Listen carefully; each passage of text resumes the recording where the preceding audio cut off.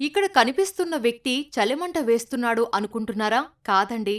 ఆయన మంట పెట్టేది నీళ్ల కోసం. అవును, కశ్మీర్లో శీతాకాలం వింత పరిస్థితులు ఉంటాయి. ఇక్కడ వారికి నీళ్లు కావాలంటే చలిమంట వేయాల్సిందే. ప్రజల దాహం తీరాలంటే వాటర్ పైపులకు నిప్పు పెట్టాల్సిందే. ప్రస్తుతం జమ్మూ కశ్మీర్లో ఉష్ణోగ్రతలు -10 డిగ్రీల్లో పడిపోయాయి. చలి తీవ్రతకు పైప్లైన్లు సైతం గడ్డకట్టుకుపోయాయి. మంచినీళ్ల సరఫరా ఆగిపోవడం వల్ల స్థానికులు ఇబ్బందులు పడుతున్నారు. పైపుల్లో మంచు కరిగేందుకు వేడి నీళ్లు పోయడం లేదా గడ్డితో మంటలు వేస్తున్నారు.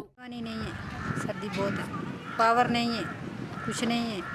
दूर से लाते हैं, दूर से दिन लगता है बराबर जी, दिन बहुत लगता है। पानी को छू लग गया है, नहीं कुछ चल ही नहीं रहा नलकों में जी, बहुत दिक्कत हो रही है हम लोग। కశ్మీర్లో 40 రోజుల పాటు చలి తీవ్రత ఉంటుంది. ఈ పీరియడ్ను చిల్లాయి కలాన్గా స్థానికులు పిలుస్తారు.